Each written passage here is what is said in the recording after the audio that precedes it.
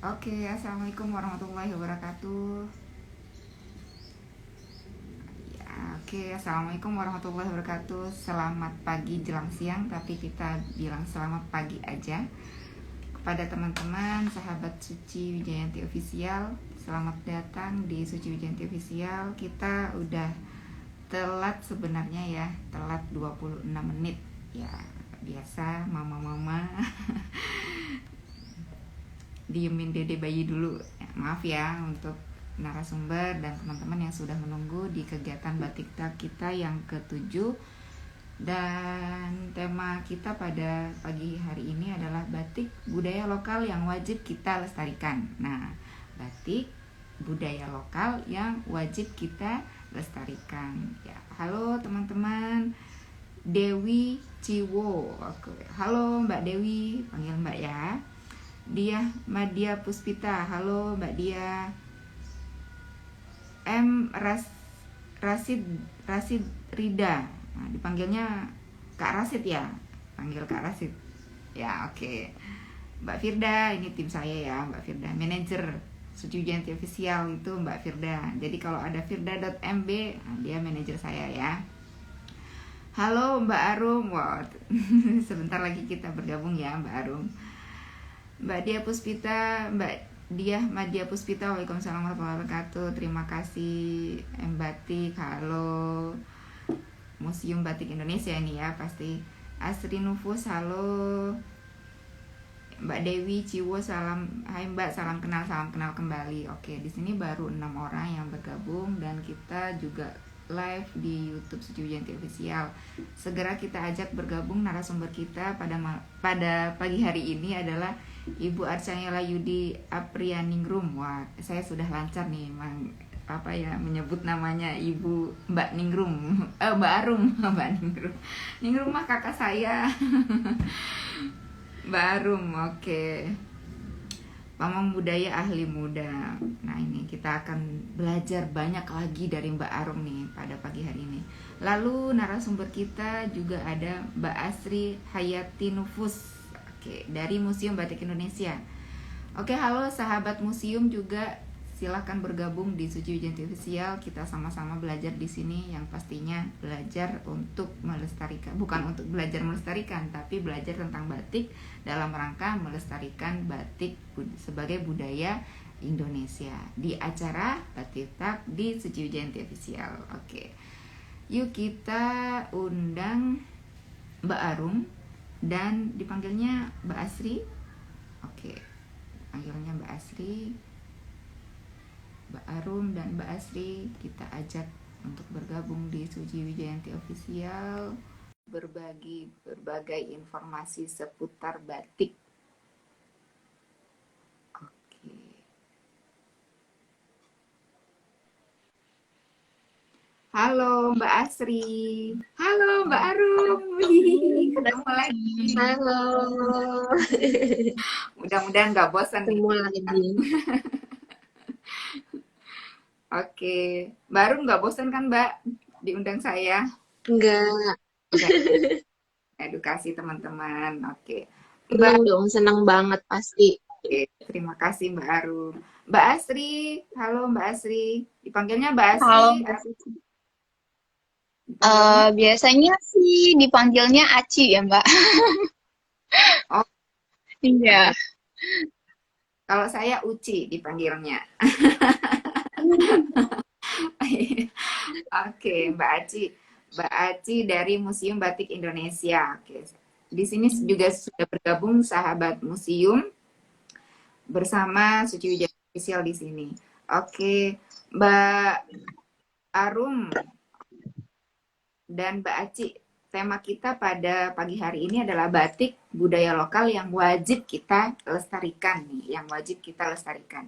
Nah, mungkin dari Mbak Arum dulu mau memberikan insight seputar tentang batik budaya lokal yang wajib kita lestarikan nih. Ada tulisannya wajib nih Mbak Arum ya. Jadi mungkin dari Mbak Arum dulu lalu disambung oleh Mbak Aci. Silakan Mbak Arum. Oke, terima kasih. Assalamualaikum, Mbak Suci dan semua yang hadir di sini. ketemu lagi. Sebenarnya udah ketemu saya ya 2 hari yang lalu seperti itu.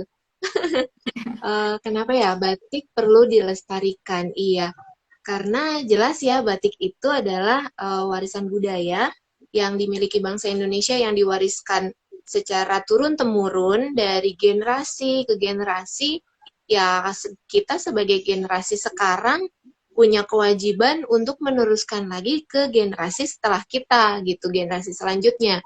Karena kalau tidak berarti kan tanggung jawabnya ada di kita sekarang nih.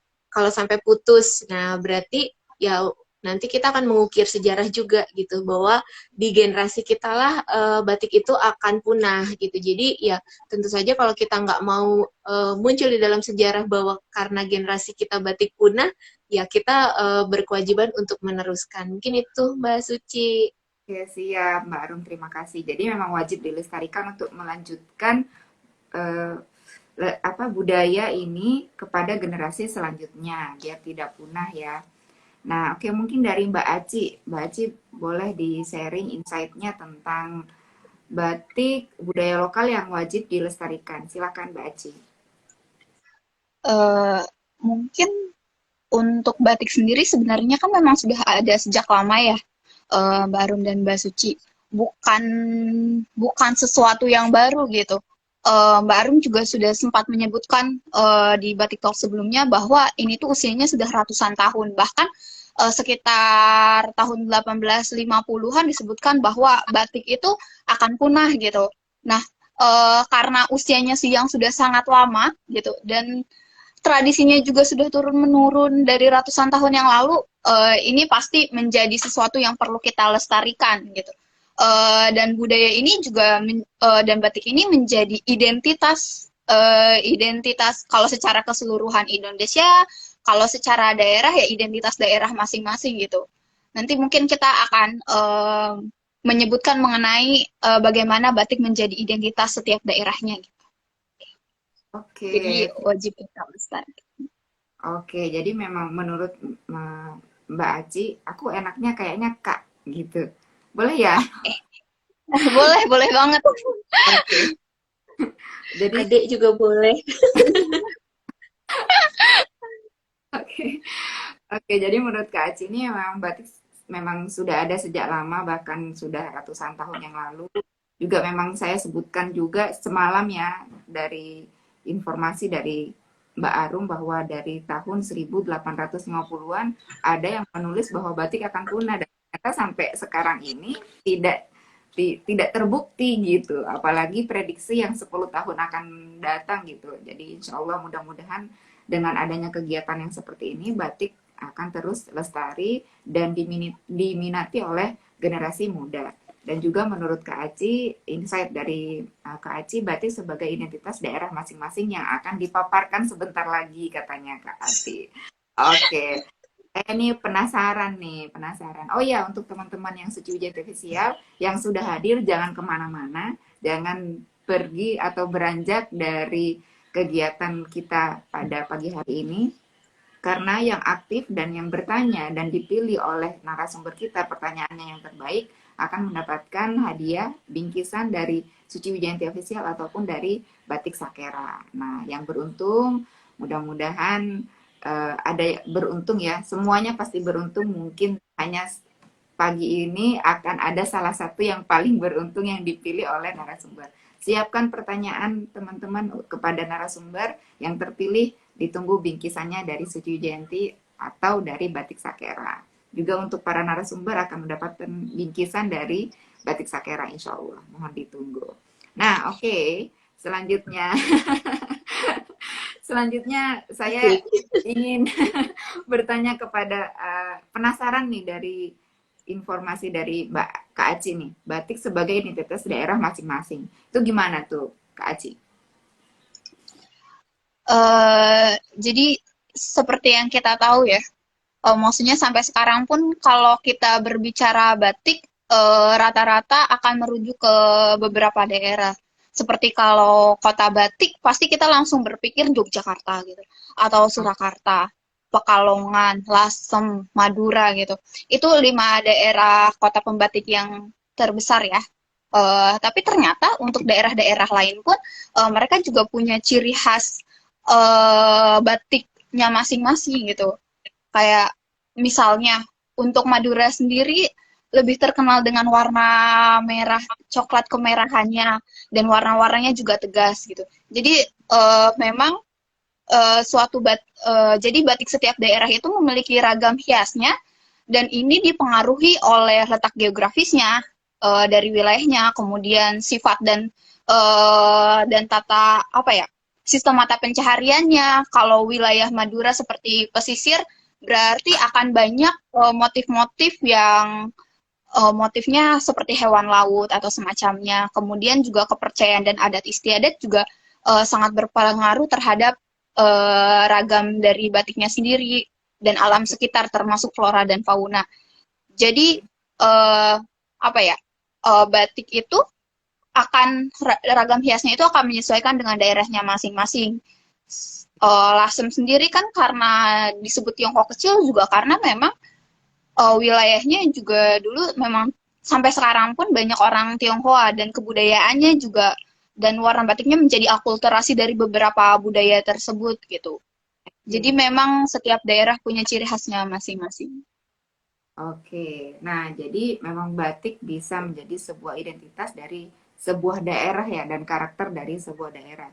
Dan motif batik dipengaruhi oleh letak geografis juga gitu. Dan akan menyesuaikan dengan geografis daerah masing-masing. Nah ini insight dari Kak Aci gitu. Nah menurut bukan ini pasti bukan menurut ya, pasti kutipan atau memang yang sudah Oh iya. dari literatur yang sudah dipatenkan atau memang yang sudah memang ada ya, bukan insight masukan bukan ya, tapi memang sudah ada literatur itu yang belajar pasti tahu, yang sudah tahu menginformasikan kepada teman-teman untuk mengedukasi. Nah, jadi bukan menurut tapi yang sudah dikutip nih. Oke. Jadi sekarang dari Mbak Arum nih, Mbak Arum. Silahkan baru memaparkan tentang batik budaya lokal yang wajib kita lestarikan gitu dan menjadi identitas dari sebuah daerah itu bagaimana? Iya. Sama ya seperti ke Mbak Ci ya, berarti pertanyaannya ya, Mbak Ya, Suci. iya sama. Uh, jadi sebenarnya batik itu memang kalau awalnya itu kan dari Jawa ya sebagian besar menurut sejarahnya walaupun di luar Jawa juga ada kain yang kemarin sudah diceritakan juga ya yang kayak dari Toraja itu tekniknya serupa dengan batik Sarita dan Maa itu. Tapi kalau yang namanya batik dari Jawa. Tapi memang setelah pengakuan UNESCO 2009 itu karena sudah merasa ini milik bangsa Indonesia, maka daerah-daerah pun juga mengembangkan teknik batik untuk wilayahnya masing-masing seperti itu. Jadi itulah jadi Indonesianya seperti itu. Jadi berkembang ya, nggak cuma di Jawa saja, tapi kemarin juga sempat diskusi dengan Ibu Direktur sih yang diskusi dengan batik Maluku ya Mbak Aci ya waktu itu ya. Ada batik Maluku, nanti ada batik Papua, tadi juga ada yang menyebut di chat ya, batik Sasirangan ya, Ya, seperti itu. Tapi mungkin kalau Sasirangan bisa dilihat lagi apakah tekniknya menggunakan teknik batik ya, kembali lagi yang menggunakan lilin malam panas tersebut dengan menggunakan canting cap atau canting tulis. Tapi kalau sasirangannya pakai dijahit-jahit kemudian dicelup ke pewarna, berarti tidak menggunakan teknik batik gitu. Tapi teknik mewarnainya serupa, tapi tidak menggunakan lilin malam panas, berarti itu kita bisa sebut bukan batik ya. disebutnya Tapi kalau motif sasirangannya memang dibentuk dari malam panas, itu bisa disebut seperti itu. oke. Nah, Mungkin gitu Mbak Suci. Jadi ini udah jadi milik bangsa Indonesia keseluruhan ya. ya. Oke, nah itu apa ya Mbak, insight yang memang perlu disampaikan secara luas benar-benar kepada masyarakat Indonesia bahwa batik itu yang menggunakan lilin panas dan canting cap ataupun canting tulis. Berarti dua komponen itu yang menentukan yang menentukan selain proses pewarnaan dan lorot itu sudah pasti ya. Kalau sudah menggunakan lilin malam panas pasti dilorot gitu ya Mbak ya, itu udah pasti. Jadi Iya, dua komponen. pasti dong. Kalau nggak ngilanginnya gimana? Iya, benar-benar Mbak, benar Mbak. Diangin-anginin juga nggak bisa ya Mbak ya. Di kelotok nggak bisa juga. Nah, jadi teman-teman Secuil Jati Official, ini insight yang benar-benar, bukan insight ya, informasi bahkan edukasi yang sudah harus kita ketahui bersama bahwa batik itu yang menggunakan lilin malan panas, menggunakan canting cap ataupun canting tulis. Nah, itu canting tulis itu yang ada itu cucuknya ya, yang ada cucuknya. Saya nggak punya nih di sini.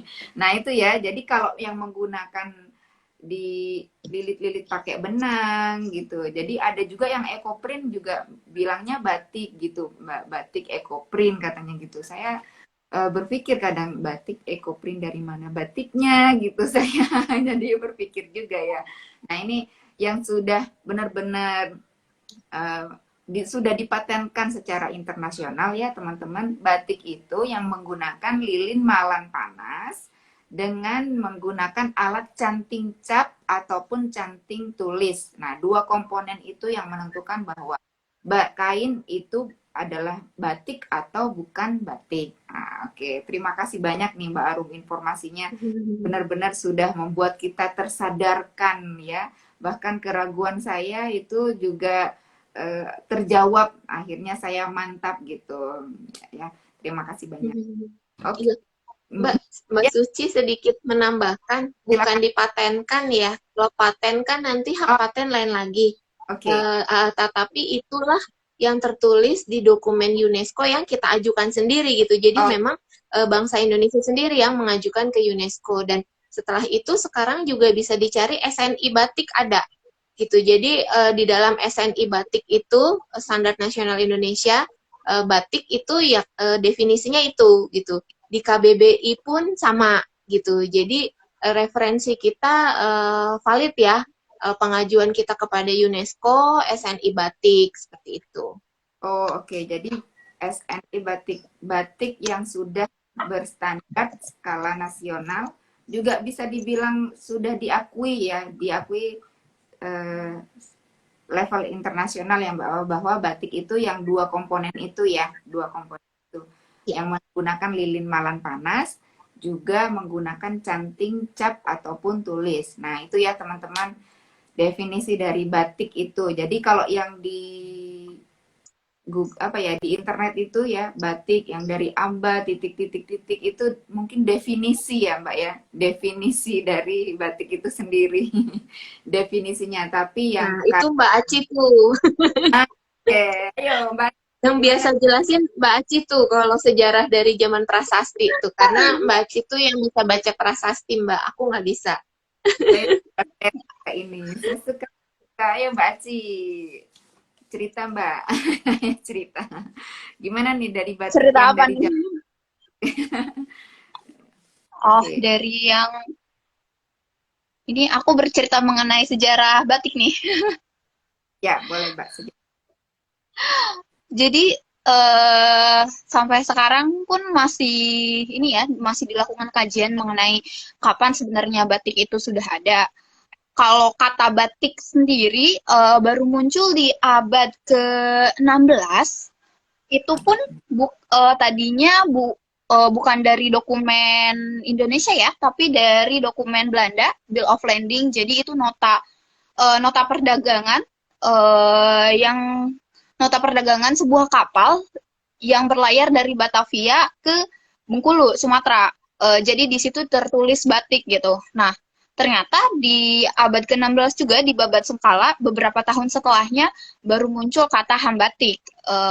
Nah, tapi ternyata ketika kami menelusuri dan saya juga mengambil dari artikel jurnal dari Jane Wiseman Christie, disebutkan bahwa ternyata di abad 12 itu ada prasasti ceker bahwa di situ disebutkan bahwa penduduknya diperbolehkan untuk memakai kain ditulis dengan warna, disebutnya tulis sawarna. Nah, ternyata kan sampai sekarang tulis sendiri kita masih mengenalnya dengan batik tulis gitu. Dan di 2 abad sebelumnya, di abad 10, pada masa Mataram kuno Jawa Timur, itu cukup lama ya, ada motif disebutnya kinaung kaung gitu. Jadi itu kain diberi motif kaung. Kaung sendiri sampai sekarang pun kita masih mengenalnya kan ya, motif kaung. Salah satu motif yang paling populer. Jadi kalau bisa dirunut, kemungkinan besar batik itu sudah ada sejak, kalau dari prasasti sudah ada sejak dari abad 10, tapi ini masih perlu diteliti. Selain itu juga penggambaran motif batik sudah ada pada arca-arca atau relief candi, seperti kalau biasanya di musim batik sendiri ada replika arca Prajna Paramita dan Durga Mahisa Suramardini dari Sumatera dan dari Jawa Timur yang menggambarkan motif patola. Kalau motif patola kan sekarang kita berkembangnya sebagai motif dalam perang di Pekalongan dan nitik di Yogyakarta, itu dari abad ke-13. Jadi ternyata dulu penggambaran motif batik itu sudah ada, dan yang paling tua itu nanti bisa kita temukan dari Arca Ganesha Prambanan, memakai motif juga kayak serupa kaung. Jadi kalau berdasarkan bukti arkeologis, sebenarnya motif-motif batik sendiri sudah ada sejak lama. Jadi mungkin ini masih perlu diteliti lebih lanjut, apakah memang benar batik itu udah dari lama atau bukan gitu. Tapi itu Oke. biasanya yang kami ceritakan saat ada kunjungan daring ya, Barum ya. Iya. Iya, gitu Mbak. Keren sekali seluruh kujur tubuhku, Mbak. Masya Allah. Narasumber kita keren banget. Mbak Kak Aci, terima kasih banyak. Nih Mbak Arum, ada pertanyaan yang seperti yang saya tanyakan di 2 hari sebelumnya nih Mbak. Kalau menggunakan kuas tetapi tetap menggunakan lilin malam panas, apakah bisa disebut batik? Ini ada pertanyaan lagi Mbak Arum. Tapi boleh ya disampaikan lagi ya Mbak Arum ya. Mungkin beliau waktu itu tidak hadir, jadi sekarang beliau menanyakan nih Mbak Arum, menggunakan kuas tapi menggunakan lilin panas, sama seperti yang saya tanyakan sebelumnya. Silakan Mbak Arum. Iya, siap.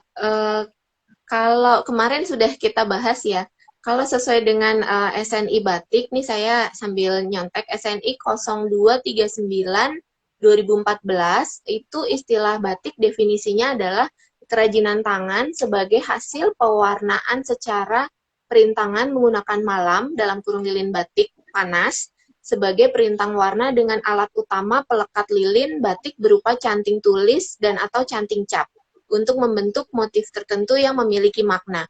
Itu sesuai dengan SNI ya Mbak, udah apa ya? Itu kan standar nasional Indonesia, apa yang disebut batik itu definisinya gitu. Tapi kembali lagi yang kemarin kita bahas ya, kebudayaan itu kan dinamis, akan selalu ada inovasi, akan selalu ada pengembangan-pengembangan seperti itu. Jadi bisa saja pengembangan itu terjadi sebagai hasil dari kreativitas manusia gitu ya. Jadi kalau memang nanti menggunakan kuas, sebenarnya sepertinya malah dulu sebelum canting itu katanya pakai kuas ya Kak Aci ya. Jadi itu juga butuh penelitian lebih dalam sih, yang namanya canting jegul itu ada kuasnya tapi ujungnya ada cucuknya gitu, tapi butuh penelitian lebih mendalam lagi. Nah, tapi sekarang berarti kembali lagi ke kuas ya, karena sudah dulunya pakai kuas, kemudian pakai canting yang ada nyamplung, kemudian ada cucuknya, kembali lagi ke kuas. Nah, kalau memang itu hasil kreativitas, siapa tahu bisa aja nanti ini kan definisi yang membuat juga kita gitu ya, maksudnya yang membuat juga manusia yang ada sekarang nih gitu, pemilik kebudayaannya. Nah, jika nanti kebudayaan itu berkembang, sangat memungkinkan kok untuk definisi-definisi itu ditambahkan seperti itu. Tapi sementara ini kalau ini kan saya karena biasa pemerintah kan berdasarkan peraturan ya Mbak ya, kalau ngomong harus ada dasarnya gitu. Ya. Kalau dasar yang ada sekarang dari peraturan dari SNI bunyinya seperti itu. Kemudian yang waktu itu kita usulkan ke UNESCO juga sementara masih seperti itu. Gitu Mbak Suci. Ya, terima kasih Mbak Arum. Jadi begitu ya Mas Kak Bangkit Pamungkas. Nah, yang sudah dipaparkan Jadi untuk sementara saat ini yang sesuai SNI, yang sesuai Standar Nasional Indonesia, batik itu yaitu yang menggunakan lilin panas dan menggunakan alat canting cap ataupun canting tulis. Mudah-mudahan informasi ini menguatkan tentang batik yang diakui secara SNI itu yang seperti apa, seperti itu jawabannya ya. Nah, astagfirullahaladzim, mohon maaf. Nah, sekarang ini dari Dewi Ciwo. Kalau menggunakan lilin malam dengan kuas di Bali ada namanya batik kamasan katanya gitu. Namanya batik kamasan. Ini informasi aja mungkin dari Kak Dewi Ciwo. Nah, selanjutnya ada informasi nih dari Ilham BXT. Ada satu sumber lagi yang menguatkan tradisi membatik sudah ada sejak lama, yakni sumber dari Sang Hyang Siksa Kanda yang mencatat tentang motif batik kuno di Parahyangan Kerajaan Pajajaran. Ini saya nanya ke Mbak Arum atau ke Kak Aci nih untuk memaparkan apa yang disampaikan oleh Kak Ilham. Oh, iya, sebenarnya memang benar di beberapa prasasti memang menyebutkan beberapa motif kuno. Cuma sampai saat ini masih perlu diteliti lebih lanjut apa motifnya itu seperti apa. Tapi untuk yang siksa kanda kalau tidak salah memang disebutkan dalam pengajuan kita ke UNESCO mengenai batik. Oke. Jadi memang benar untuk ini. Ya. Mungkin tadi aku mau menambahkan yang tentang teknik pakai kuas ya. Sebenarnya kan kalau teknik pewarnaan itu mungkin Mbak Arum ingat yang coletan kan Mbak Arum? Yang teknik pewarnaan memakai coletan itu memang udah lama kali ya Mbak ya. Di Gresik pun tadi Mbak Dewi menyebutkan yang di Bali, ternyata di Gresik pun ada Mbak. Jadi kalau di Gresik kita akan mendapatkan namanya itu kain dulitan. Kain dulitan. Jadi mereka dulitan. Teknik pewarnaannya mereka menggunakan tapi untuk merintang warnanya tetap menggunakan lilin malam panas gitu. Jadi mungkin berbedanya di teknik pewarnaannya. Teknik pewarnaan. Oke, tapi karena menggunakan lilin panas dan alat canting batik, alat canting tulis dan cat tetap dinamakan batik ya Mbak, walaupun pewarnaannya itu dicolet ya, dicolet. Gimana Mbak Rum? Kalau pewarnaan kayaknya nggak disebut sih Mbak Cuci ya. Jadi kalau UNESCO saya bacain aja ya. Jadi ini beneran bukan interpretasi sendiri ya. Batik itu traditional handcraft textile rich in tangible cultural value passed down for generation in Java and elsewhere since early 16th century. More widely since mid-1980s, made by applying dots and lines of hot wax to cloth using a copper pen-like instrument dalam kurung canting tulis or copper stamp canting cap as a resist to hand dyeing later removed by boiling or scraping, repeating the process of each color gitu. Jadi kalau pewarnaannya sendiri nggak dibilang sih mau dicolet atau dicelup gitu. Mbak mungkin saya nambahin sedikit yang siksa kanda itu ya. Itu tahun 1517. Jadi yang tadi Mbak Aci sebutin kan udah mundur ke abad 10 ya. Kalau yang siksa kanda itu abad 16 tahun 1517 seperti itu. Tapi sebenarnya kalau berbicara motif, tapi ini belum tentu tekniknya batik ya. Karena motif kan bisa dibentuk dengan teknik-teknik yang lainnya ya, misalkan simbut itu yang kemarin kita sebut juga tuh, yang pakai bubur ketan itu bisa aja gitu, maksudnya tidak harus pakai lilin malam panas. Nah kalau motif sendiri mundur ke belakang sebenarnya kita juga sama teman-teman museum batik mulai cari-cari literatur motif kawung itu sudah ada dari zaman prasejarah gitu bahkan. Karena di keramik di terakota di beberapa situs ditemukan bentuk-bentuk seperti kawung gitu. Nah mungkin hadir di sini nih sebenarnya nih yang punya tesis nih kayaknya hadir juga nih Mas Irsyad. Nah di gambar yang ada di lukisan gua gambar cadas kami sebutnya, itu juga ada gitu motif-motif kawung gitu. Nah, selain itu motif tumpal, kan tumpal paling sederhana ya, kayak segitiga-segitiga simetris ya, sama gitu. Itu juga di apa namanya, gerabah-gerabah zaman prasejarah udah ada gitu. Jadi tapi kan kita nggak tahu namanya dulu apa ya, nggak ada tulisannya juga kan kalau prasejarah, nggak Iya. tahu itu disebutnya apa, tapi memang serupa gitu. Jadi motif lingkaran-lingkaran yang digabung atau yang membentuk seperti bunga yang 4 kelopak seperti kawung itu sebenarnya sudah ada sejak lama, dan mungkin itu kayak motif favorit dari zaman ke zaman ya. Jadi ada terus gitu, walaupun namanya ganti-ganti, dan pasti orang memaknainya sesuai dengan manusia pada masa itu. Oh Ketika iya. kawung di Jawa ya dia memaknai dengan kesucian. Nah, ketika dia dulunya ya belum tentu itu kan maknanya, bisa aja beda seperti itu. Tapi mungkin kayak oh ini keren nih, dipakai terus nih di setiap zaman, dipakai lagi seperti itu. Iya, oke, oke. Wah, ini keren sekali ya. Ya, teman-teman, saya mau ngajak teman-teman untuk kunjungan virtual Museum Batik Indonesia ya, Mbak. Kunjungan virtual ya, Mbak, namanya ya. Insya Allah nanti akan dikoordinir oleh tim manajemen Suci Wijayanti Official. Mudah-mudahan bisa mencapai 100 atau 200 orang di kunjungan Museum Batik Indonesia. Insya Allah ya. Biar ini saya juga semangat, Mbak, dalam membantu memfasilitasi ya. Kalau saya nggak paham nih, malah lebih banyak terbuka wawasan saya dari informasi dari Kak Aci, dari Mbak Arum, dari kakaknya juga kemarin itu. Jadi biar semakin banyak yang tercerahkan tentang batik sebagai warisan yang harus kita lestarikan.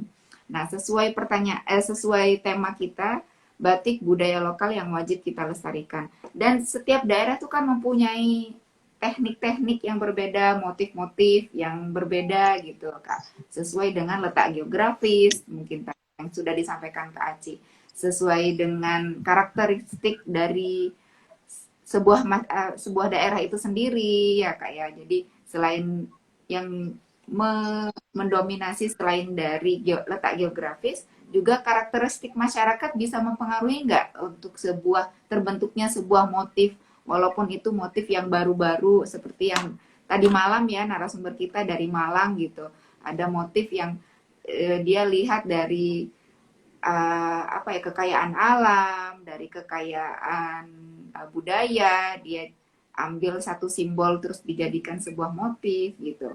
Nah, itu bagaimana perkembangan-perkembangan yang seperti itu, Mbak Arum dan Kak Aci? Apakah itu bagaimana kita mengapresiasi gitu sebuah motif yang terbarukan itu, Mbak? Silakan Mbak Arum dulu. Oh gitu, lempar-lemparan. Ya, motif itu tentu akan terus berkembang ya, karena kan memang kreativitas manusia akan terus ada gitu, dan pasti ada tren-tren juga. Kenapa motif itu bisa laku juga pasti ada tren tertentu, dan kemudian ada konsumen yang suka gitu. Jadi kalau memang hukum pasar itu terjadi ya tentu saja pasti akan ada penciptaan lagi, dan sumber inspirasinya bisa dari mana aja ya sepertinya gitu. Jadi kayak misalnya motif parang gitu kan, itu juga inspirasinya ada yang bilang dari ombak, ada yang bilang dari karang-karang di pantai selatan gitu. Kemudian seperti motif truntum, itu kan sebenarnya dibuat waktu Kanjeng Ratu Kencana sedih ya, tapi kemudian melihat bintang dan melihat bunga Tanjung, dan akhirnya terciptalah motif yang seperti itu. Kemudian lagi Mbak Ci ya, Sawung Galing. Nah, kalau Sawung Galing kan Mbak Ci aja yang cerita itu ya, batik Indonesia. Kemudian itu biasa jatahnya Mbak Ci soalnya. Kemudian apa ya? Dan pastinya orang akan terus berkreasi dengan pengalaman yang mereka miliki pastinya. Jadi mereka lihat dulu, mereka berimajinasi, dan mereka akan menuangkannya dalam sebuah gambar. Dan jika itu disukai oleh orang lain yang nantinya akan memakai, atau dirinya sendiri yang nantinya akan memakai, ya tentu saja itu pasti akan tercipta gitu. Karena kita kembali ke definisi kebudayaan Mbak Suci sekalian biar pada inget ya mungkin zaman sekolah, zaman kuliah gitu. Dimana kebudayaan itu adalah hasil gagasan perilaku gitu ya dan yang diwujudkan dalam sebuah benda kemudiannya. Jadi di mana pasti diawali dengan sebuah gagasan, kemudian dibuat dan kemudian ada hasilnya gitu. Jadi itu hasil cipta, rasa, dan karsa manusia gitu. Kalau kata Profesor Pincaraningrat, nah kan saya ngutip lagi ya, jangan kata saya. Seperti itu. Jadi pasti semua ada gagasannya dan mengungkapkan suatu makna tertentu gitu.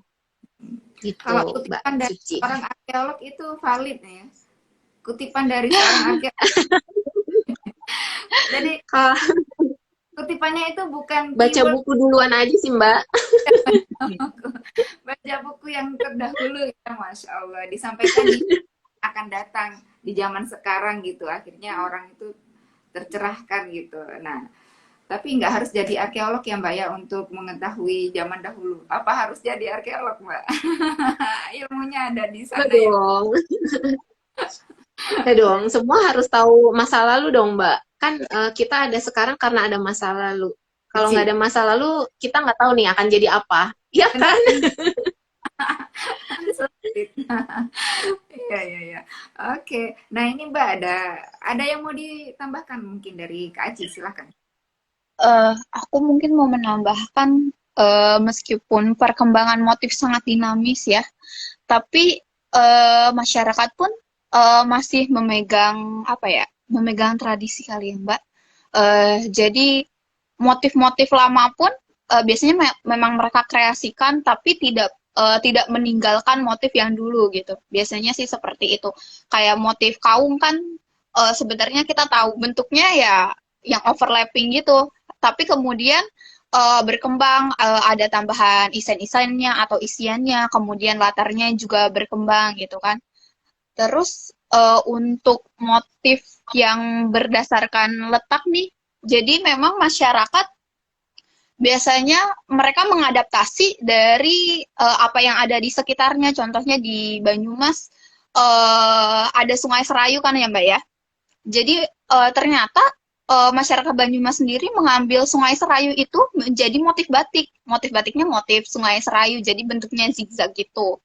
Jadi memang kayaknya hampir semua masyarakat sih Mbak, untuk batik-batiknya mereka memang mengadaptasi dari lingkungan sekitarnya. Apalagi wilayah pesisiran mereka memang motif-motifnya lebih non geometris atau yang bentuknya bunga atau hewan yang ada di sekitarnya. Oke, siap. Terima kasih paparannya Mbak. Nih, lalu ada pertanyaan nih Mbak dari M. Rasid Rida. Mau nanya seperti apa motif batik yang telah dikenal dunia katanya. Yang telah dikenal dunia nih Mbak secara luas berarti. Ini motif apa nih Mbak? Motif yang telah dikenal dunia. Iya. Mesti bertanya kepada dunia ya Mbak, satu-satu dunia kenal yang mana. Tapi biasanya kalau Indonesia itu yang terkenal ya, yang umum maksudnya orang pasti tahu. Ya biasa sih kayaknya kita ambil sampling orang Indonesia dulu aja lah ya. Orang Indonesia rata-rata motif parang tahu kan ya. Orang Indonesia rata-rata motif kawung tahu. Nah, tapi mungkin untuk maknanya itu tuh yang orang Indonesia sendiri pun nggak tahu gitu. Jadi Megamendung mereka tahu, oh ini Megamendung, oh ini parang, oh ini kawung gitu. Tapi terkadang mengenai maknanya itu yang mereka kurang paham. Jadi pemanfaatannya itu tuh yang suka kurang tepat gitu. Jadi misalkan kita kasih contoh ini tidak untuk busana ya, motif tapi tidak untuk busana ya. Misalkan sekarang kan motif-motif juga dipakai di ornamen bangunan. Karena dari zaman dulu juga motif motif batik itu dipakai di ornamen bangunan karena kita ketemu di candi-candi ada motif seperti batik ya. Kemudian di kami ada koleksi dari Trowulan itu juga ventilasi bangunan yang motifnya kawung ya Mbak Ci ya. Jadi sampai sekarang pun motif batik dipakai di arsitektur bangunan. Nah, jangan sampai seperti motif kawung gitu. Kita tempatkan di tempat yang kita injek-injek kayak di karpet atau di keset gitu. Niatnya sih bagus ya, mungkin oh ini bentuk melestarikan gitu, tapi Nah, kita harus kembali lagi memahami juga bahwa motif batik itu punya makna gitu. iya, Jadi jangan ditaruh di tempat yang kita injek-injek, di lantai, di keset, di karpet seperti itu. Ini juga pesan dari Keraton Jogja sih, kalau saya meneruskan aja juga nih. Jadi ya tempatkanlah sesuai dengan maknanya, karena kita menghargai motif itu dengan maknanya juga. Jadi kalau bermakna kesucian ya kalau ditaruh di atas di langit-langit gitu masih oke gitu, itu bagus kan. Di Museum Batik soalnya di depannya juga ornamennya kawung Mbak, di gedung, di fasad gedungnya gitu. iya, iya, Kita iya, pakai juga. iya, iya. Iya, tapi kalau di keset jangan ya gitu. Ya, oke. Nah, seperti itu. Mungkin ada tambahan dari Kak Aci, silakan. Untuk batik yang dikenal dunia ya, sebenarnya apa ya? Jadi beragam ya Mbak Arum ya. Jadi nggak motif-motif tertentu, tapi em, apa ya? Memang paling banyak motif-motif geometri seperti parang, kaung, atau mungkin yang paling terkenal Megamendung. Nah, mungkin untuk pengenalan batik sendiri di luar negeri kita bisa melalui Kemenlu ya Mbak Arum ya, Kementerian Luar Negeri. Jadi mereka memang ada program untuk perkenalan batik, bahkan saya baca di salah satu laporannya, Kemenlu ini berupaya untuk menerjemahkan 4 prioritas politik luar negeri Indonesia ke dalam 4 motif batik. Jadi kayak motif parang merepresentasikan ketahanan NKRI, teruntum diplomasi perlindungan, sidomukti diplomasi ekonomi, dan sekar jagad diplomasi perdamaian dunia. Jadi memang sebenarnya tidak ada motif tertentu yang paling terkenal, tapi semua orang mencoba untuk mengenalkannya ke dunia gitu. Salah satunya mungkin apa ya, lewat peragaan busana gitu ya, yang sering dilakukan oleh Adi Busana Indonesia, dan yang paling terkenal waktu itu yang kita punya koleksinya ini ya Kak, Mbak Rum ya, Iwan Tirta ya, dengan motif saung galingnya. Nah, Iya, iya Mbak Suci. Jadi mungkin menambahkan sedikit sebelum tadi ada yang lupa Mbak Aci belum ceritain Sawung Galing. Kalau motif itu tergantung di dunia itu seleranya apa ya. Kalau orang Belanda, orang dulunya ya, dulu kan ada motif batik Belanda gitu ya. Dan mereka sukanya itu bunga-bunga seperti bunga tulip, buket-buket bunga. Nah, motif buketan itu juga jadi favorit juga. Jadi memang tergantung wilayah itu sukanya apa. Nah, kalau orang Eropa biasanya nanti mereka juga ada tuh seleranya gitu, motif-motif apa yang mereka suka gitu. Karena kan di Eropa batik itu juga sangat berkembang gitu. Ada pabriknya yang keren banget, malahan di sana pabrik ya, nggak pakai tangan gitu, tapi kayaknya pakai hot wax sih sepertinya gitu. Tapi saya perlu cari tahu lebih dalam. Dia juga bikin dan dia pasarkan ke Afrika, ke negara-negara di Afrika, dan itu juga akan mengikuti selera di sana juga nantinya gitu, motif-motifnya gitu, tapi pastinya tekniknya ya batik, tekniknya sama gitu, jadi nah, motif bisa macem-macem banget. tuh kan sudah mulai lebih tercerahkan lagi wawasan kita. Oke, terima kasih paparannya Mbak Arum dan Kak Aci. Ini ada lagi nih pertanyaan dari, bukan pertanyaan nih ya, iya bertanya ya dari Kak Bangkit Pamungkas terkait dengan literatur atau buku tentang batik di mana perpustakaan terlengkap yang menyediakan buku batik. Dulu saya pernah ke Perpustakaan Nasional tapi bukunya malah hanya sedikit katanya gitu. Gimana nih Kak untuk mendapatkan wawasan lebih luas lagi? Pastinya di Museum Batik Indonesia, makanya nanti hadir Kak kunjungan batik virtual ya. Atau gimana nih? Kalau kalau perpusnya masih kosong Mbak, kalau perpusnya masih kosong, ruangannya ada, bukunya belum ada, kan museumnya juga belum buka gitu. Ya, ya, ya. Jadi perpusnya masih kosong. Nah, sementara kalau kami nyari-nyari buku, ya gimana Mbak Cie, kita juga nyari-nyari online gitu ya. Kalau perpustakaan terlengkap, waduh, ini PR buat kami deh nanti nyari perpustakaan terlengkap tentang batik di mana gitu ya. Mungkin mungkin malah di kolektor-kolektor atau di para ahli batik ya, pasti dia punya koleksi buku dari zaman dulu gitu. Kalau kami sih sementara karena belajarnya juga baru ya Mbak ya, kami juga baru baru belajar setelah terjun di Museum Batik ini. Kita sih cari-cari online, cari PDF-PDF buku, itu banyak sih sekarang PDF-PDF-nya. Kalau makalah-makalah lebih banyak lagi Mbak.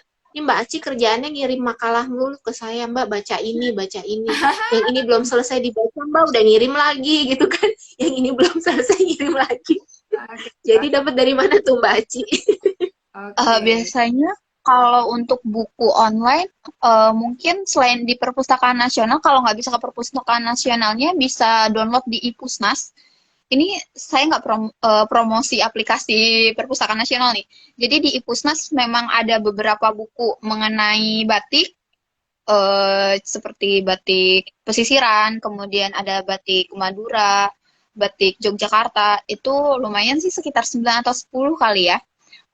Dan juga sebenarnya kalau Mas dan Mbak mau mencari buku bisa buka Google Scholar.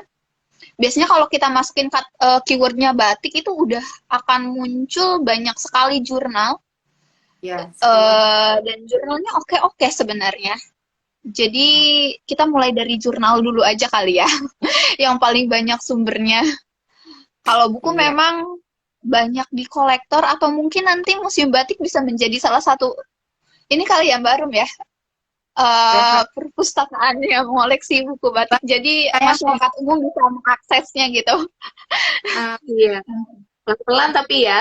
Iya, pelan-pelan, nggak langsung dong. Baru itu mau jadi pertanyaan saya setelah Kak Aci memaparkan, baru saya mau nanya tuh, apakah Museum Batik bisa menjadi referensi perpustakaan literatur batik yang dibutuhkan untuk masyarakat Indonesia untuk memahami batik lebih jauh lagi gitu, lebih dalam lagi gitu ya. Lebih jauh lagi nanti ke masa lalu lebih jauh ya, kayak ke abad ke-10 journey-nya ya. Iya. Cita-cita ya Mbak, cita-cita sih gitu. Benar. Ini tugasnya langsung dilimpahkan ke Kak Aci kayaknya nih setelah ini sama Mbak Arum ini. Langsung nih besok hari Senin langsung ada surat ini tugas nih untuk menyiapkan literatur, mempersiapkan ini ya apa perpustakaan batik di Museum Batik Indonesia. Nah, keren tuh. Jadi kalau nanya batik seputar apapun tentang batik langsung kita refer ke Museum Batik Indonesia. Keren Kak. Ditunggu Mbak Arum ininya apa launchingnya perpustakaan batik di Museum Batik Indonesia. Saya siap woro-woro juga, woro-woro baru. Didoakan saja, mudah-mudahan terwujud. Dalam jangka waktu dekat. Nah, oke, amin. Nah, ini dari Kak Stanley, Cipta Rasa dan Karsa. Oh iya, tadi mungkin mengutip dari yang Mbak Arum. Nah, selanjutnya dari Kak Ilham nih. Saya ingin bertanya bagaimana menumbuhkan rasa cinta batik kepada generasi muda. Kadang-kadang kendalanya adalah dianggap batik kurang update, utamanya rasa cinta terhadap batik klasik. Nah, gimana nih?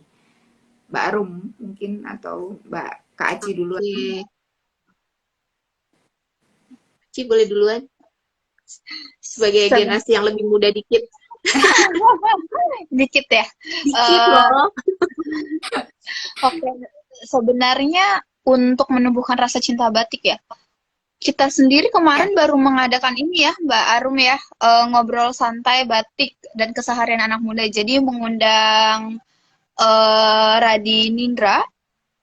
Jadi dia merupakan seorang adi busana juga dan masih muda, itu lahiran tahun 2000-an. Saya lebih tua nih.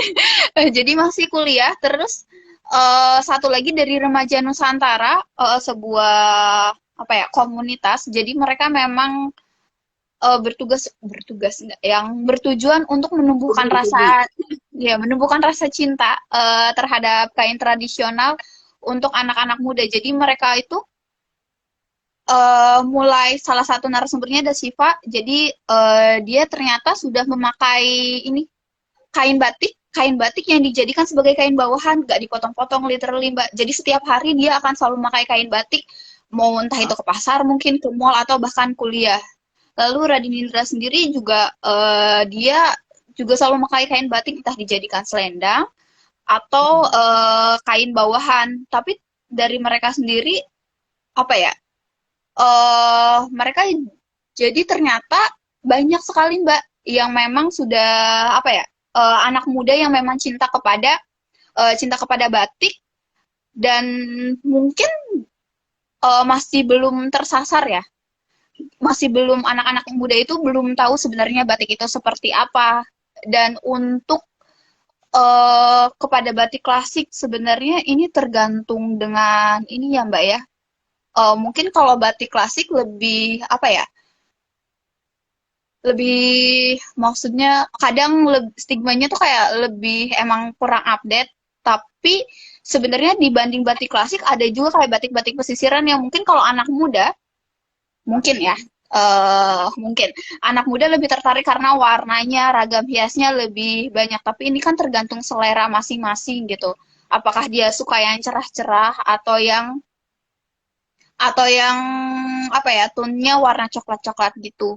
Nah, ya, lebih cool. Ya, jadi sebenarnya untuk batik kurang update, sekarang sih update-update aja ya. Dan sekarang sudah banyak komunitas kita bisa melihatnya. Komunitas-komunitas anak muda yang mereka mulai menumbuhkan rasa cinta terhadap batik dan memakai batik dalam kesehariannya. Seperti itu. Mungkin Mbak Arum mau menambahkan. Iya. Silahkan Mbak. Iya, Mbak. Jadi ini memang diskusi yang waktu itu tanggal 2 Oktober waktu Hari Batik kita lakukan 2 kali ya. Jadi yang siang itu kita diskusi dengan ada Ibu Tumbu Ramlan dan Mas Didit Maulana. Yang malam dengan yang generasi muda. Sebenarnya hampir sama yang dibahas gitu. Dan kalau Mas Didit sendiri sih malah menyampaikan sebenarnya pakai batik itu keren banget loh. Bahkan apa ya? Bisa dimodifikasi dengan segala macam cara gitu ya supaya jadi keren gitu, supaya jadi lebih cantik gitu kalau kita pakai. Dan dari tadi siapa Mas Nayaka dan Mbak Siva pun juga menyampaikan hal yang sama gitu. Mungkin ada tambahan yang bagus dari Mbak Siva, saya mengutip lagi. Kan sekolah mode sekarang itu tuh yang diajarkan mode-mode Eropa ya, mode-mode barat gitu. Nah, sentuhan-sentuhan lokal itu jarang diajarkan di sekolah mode gitu. Jadi jika ada pendekatan ke sekolah-sekolah mode untuk memasukkan di dalam kurikulum mereka tentang wastra lokal, wastra kita, tenun, batik dan lain-lain itu bisa menjadi bagian dari mode Indonesia. Nah, itu tentunya akan membangun tren lagi nantinya gitu. Jadi sebenarnya tinggal yang dibangun tren aja sih Mbak gitu. Jadi semakin banyak yang memakai, nah anak muda tuh kan ke bawah arus ya. Kalau misalkan teman-teman yang pakai, oh keren, keren pakai gitu. Kalau misalkan lagi zamannya apa mereka pakai. Nah kita yang harus menggaungkan biar jadi zamannya gitu, biar ngehits lagi nih, biar happening lagi nih anak-anak muda pakai batik. Dan yang keren dari Remaja Nusantara itu kita ngulang yang kemarin hari Jumat ya Mbak ya. Kalau Mbak Siva dan Mas Nayaka itu berprinsip batik itu nggak boleh dipotong gitu. Jadi saya juga baru dapat apa ya pencerahan baru. Iya juga ya, yang kain yang sudah dibuat dengan darah, keringat, air mata, suka dan duka itu kalau dipotong tuh kayaknya mau nangis gitu kan ya, inget yang inget yang nyanting gitu kan ya, aduh keringetnya kayak apa terus harus dipotong gitu. Jadi kalau itu dipakai utuh-utuh sebagai bawahan selendang atau shawl gitu ya, itu kan juga udah keren gitu ya. Jadi banyak penggunaan batik yang bisa kita pakai, nggak harus baju seperti ini gitu, jadi gendongan ade bayi. Karena kembali ke definisi yang kita ajukan ke UNESCO, Mbak, batik itu terkait dengan siklus hidup manusia. Jadi hadir di berbagai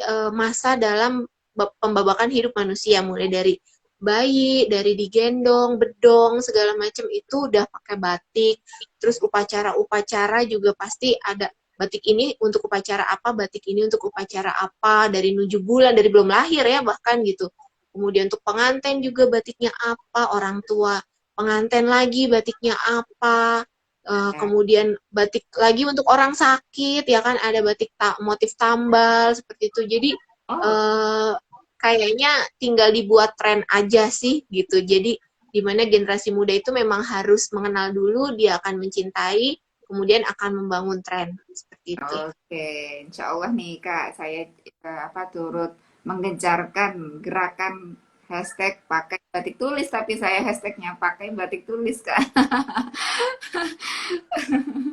Eh, Terima kasih nih paparannya. Nih dari Kak Bella Fauzi, pengen ke Museum Batik. Nah katanya nih Kak Bella Fauzi nanti kita akan organize untuk kegiatan kunjungan virtual ke Museum Batik Indonesia. Mudah-mudahan Kak Bella Fauzi turut hadir di kegiatan. Segera kita agendakan ya Mbak ya. Eh, kita hubungan komunikasi sama Kak Aci atau Mbak Arum nih untuk agenda virtual kunjungan virtual nih Mbak. Makanya ya yang Oh Mbak, kemarin. oh iya sama Mbak Kanya. Oke. Iya. Insya Allah ya teman-teman, teman-teman kita akan segera organize, tim Suci Wijanti Official akan organize untuk mengadakan kunjungan virtual ke Museum Batik Indonesia.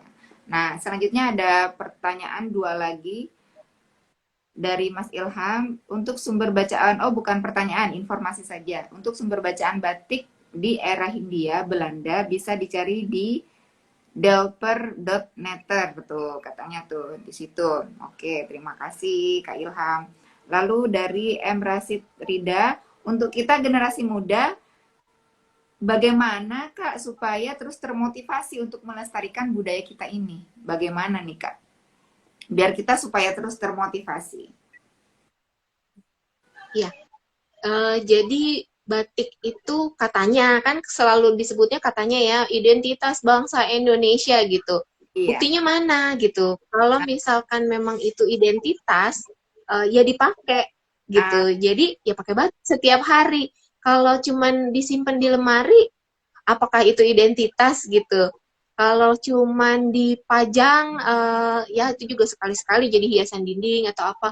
Nah, kalau kita pakai itu jadi identitas diri kan, namanya identitas kan biasanya apa ya? Oh, kalau saya biasanya identitas saya kan berarti saya berkacamata gitu. Nah, kalau saya pakai batik setiap hari, nah itu akan jadi identitas dan kalau seluruh bangsa Indonesia pakai batik, nah itu jadi identitas bangsa Indonesia gitu. ah, Saya di sini ada Pak Ferry Latif nih join nih Mbak nih. Nah, mungkin contohnya bisa lihat di Instagramnya Pak Ferry nih. Karena suka pakai kain batik juga nih sekarang mulai-mulai nih. Karena ah, sering bantuin di Lasem jadi sering pakai kain batik. Jadi dipakai gitu Mbak. Kalau cuman punya disimpan itu nggak belum menjadi identitas. Mungkin itu dan pernyataan itu dinyatakan dari generasi, waduh, gak enak nyebutnya generasi tua ya, dari ibu tunggu sampai Mas Nayaka gitu, oke. bergenerasi-generasi gitu yang menyebut seperti itu. Jadi kalau memang mau membuktikan identitas pakai tiap hari. Kan daster juga batik. Ke kantor bisa pakai batik. Anak sekolah juga pakai batik.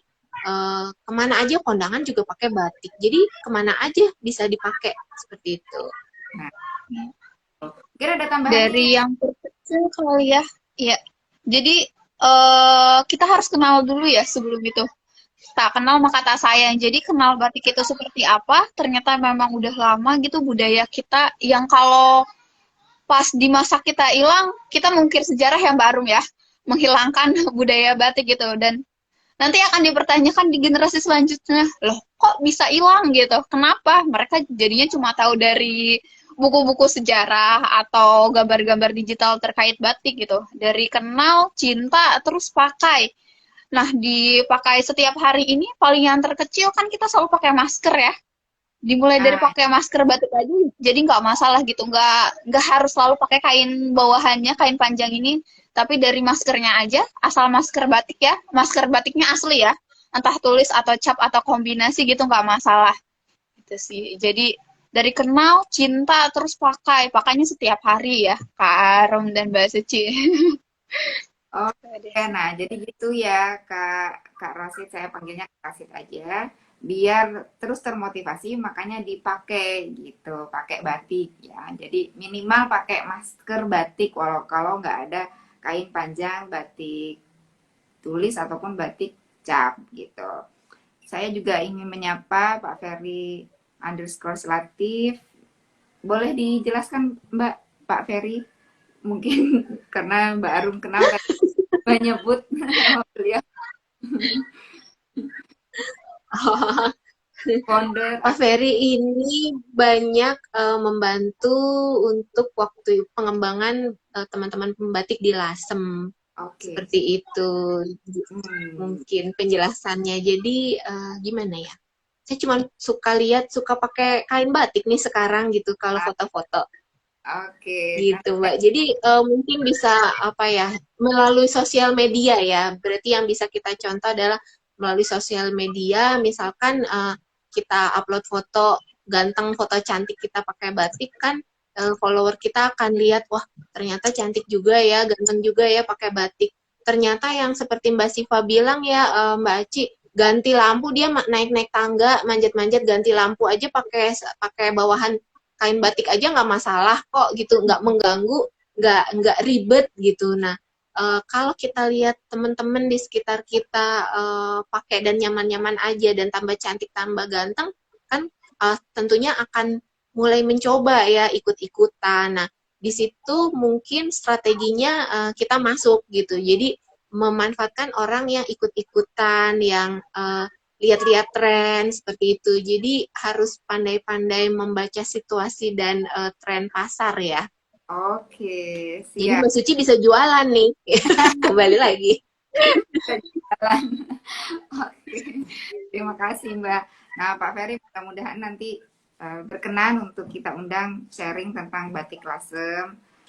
Nanti insya Allah tim Suci Wijanti Official akan menghubungi Pak Ferry. Mudah-mudahan berkenan nih untuk sharing tentang batik Lasem. Mudah-mudahan. Tadi di notif sama Mbak Arum disebut saya tertarik dan tertarik untuk berbincang-bincang dengan Pak Ferry, mudah-mudahan berkenan. Nah, Mbak, waktu kita sudah 2 menit lagi nih, kita ingin memilih siapa sih yang akan mendapatkan bingkisan dari Suci Wijanti Official ataupun dari Batik Sakera. Dari beberapa pertanyaan tadi, siapa yang akan mendapatkan bingkisan? Coba saya scroll dulu ke atas. Dari Kak Bangkit Pamungkas, kalau menggunakan kuas tetap menggunakan lilin malam panas, apakah bisa disebut batik gitu? Itu yang dari Kak. Oke, ke bawah lagi. Itu pertanyaan pertama. Oke. Motif batik apa yang telah dikenal dunia? Itu pertanyaan kedua. Dari Kak Bangkit Pamungkas lagi terkait dengan literatur atau buku tentang batik di mana perpustakaan terlengkap yang menyediakan buku batik dulu saya pernah. Nah, itu yang pertanyaan ketiga. Oke. Sebentar. Pertanyaan selanjutnya. Kak, dari Kak Ilham, saya ingin bertanya bagaimana menumbuhkan rasa cinta batik kepada generasi muda. Kadang-kadang jalannya adalah dianggap batik kurang update, utamanya rasa cinta terhadap batik klasik. Nah, lalu dari M. Rasidi, generasi muda ini bagaimana Kak kita biar termotivasi untuk melestarikan budaya? Itu aja sih Kak yang bertanya. Boleh dipilih siapa yang akan mendapatkan bingkisan? Silahkan. Gimana nih, Mbak Aci? Bingung ya, bagus-bagus ya pertanyaannya ya. Pilihnya berapa Mbak Suci? Satu. Oh, satu. Kok yang Jumat 2? Satu ya. Siapa ya Mbak Aci ya? Yang generasi muda ini 2 ya, sama ya? Iya, Mas Ilham sama ini ya. Siapa ini? Pokoknya yang generasi muda ini Mbak Suci, tapi kalau Mbak Suci yang milih boleh nggak? Oke. Harus ini ya. Yang belum pernah dapat hadiah dari Mbak Suci, takutnya udah pernah dapat 2 kali. Oke. Kayaknya pernah. Yang generasi muda ya Mbak? Generasi muda berarti antara Mas Ilham dengan ini Emerasi Rida ya. Iya. Oh, oke. Ini antara Mas Ilham sama Bangkit Pamungkas nih. Coba nih. Di sweet, di sweet. Sweet katanya. Oke deh, dua itu. Dua itu deh, insya Allah saya kirim deh. Bangkit Pamungkas Eh, sama oh, Ilham. diundi Mbak Aci. Mbak Aci kita sweet. Sweet. Nggak apa-apa, Aku yang mana? saya kirimin Aku dua orang. yang Saya kirim dua-duanya. keduanya. Duh, Ya, kok kita jadi nambah-nambahin hadiah ya? Iya. nggak apa-apa. Maaf nih Mbak Suci nih. Nggak apa-apa. Jadi nggak enak. Nanti untuk selanjutnya ya teman-teman, ya kita di setiap acara Batik Talk di Suci Wijanti Official yang standby dan bertanya akan mendapatkan hadiah bingkisan dari Suci Wijanti Official dari Batik Merah. Yang terpilih ya teman-teman, yang terpilih. Makanya kalau yang tidak terpilih hari ini, nanti Batik Talk lagi silahkan hadir dan bertanya, mudah-mudahan terpilih. Sampai terpilih, hadir sampai terpilih. Hadir sampai terpilih. Nah, soalnya setelah Oktober, selain acara Batik Talk, kita ada bisnis talk, Kak. Setelah Oktober. Jadi selama Oktober ini kita Batik Talk secara virtual, insya Allah nanti kita akan agendakan juga Batik Talk secara offline. Kita akan kunjungan kepada narasumber-narasumber yang sudah pernah kita undang. Kita akan hadir ke beberapa kota. Di acara Batik Talk kita akan roadshow gitu. Dalam rangka melestarikan Keren, batik keren. tulis. Nanti Keren, setelah Mbak Suci. Insya Allah. Setelah Oktober kita ada bisnis talk menghadirkan pembicara-pembicara seputar tentang bisnis, entah itu business owner, entah itu trainer yang mengajarkan tentang basic-basic tentang entrepreneurship, begitu, leadership, tentang productivity, gitu ya, untuk biar para pengusaha generasi muda tercerahkan untuk menjadi seorang wirausahawan yang sukses dan handal gitu, memenuhi kebutuhan bangsa Indonesia. 2% harus jadi seorang pengusaha yang berdaya dan mandiri biar menjadi Indonesia yang punya ekonomi kuat di Nusantara ini, di Indonesia gitu. Insya Allah. Keren, keren. Nah, ada statement terakhir Kak dari Mbak Arum ataupun dari Kak Aci, teman-teman. Silakan. Mbak Aci dulu, aku nambahin. Silakan Apa Mbak. ya? Oh, aku mengutip Ibu Masina, Ibu Nenek Masina, salah satu pembatik terusmi, Ya.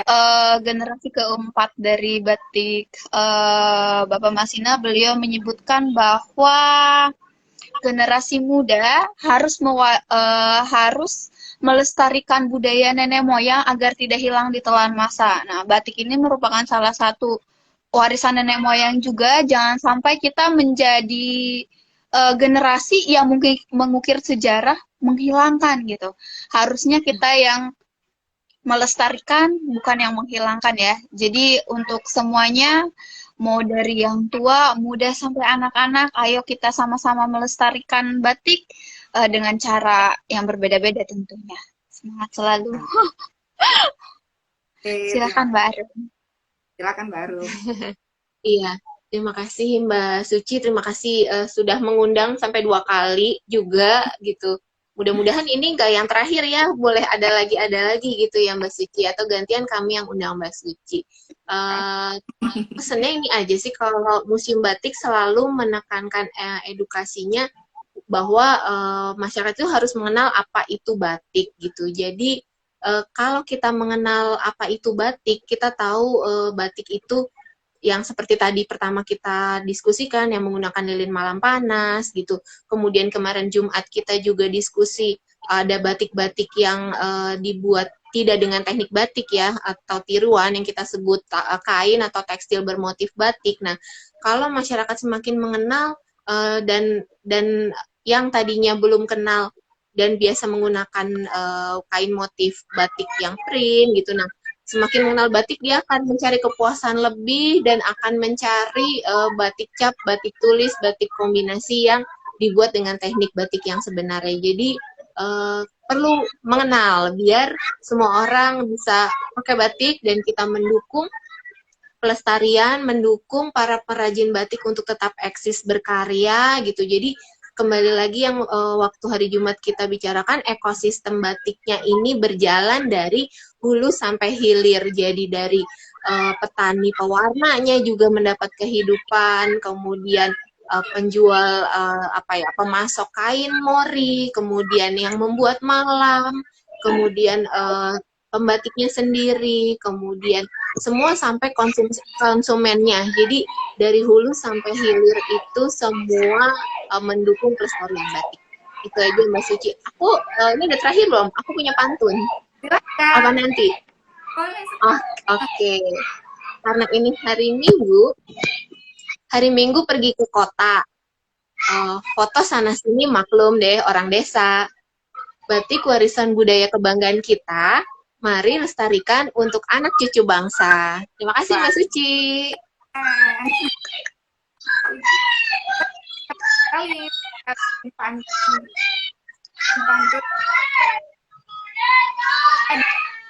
Saya minta satu pantun.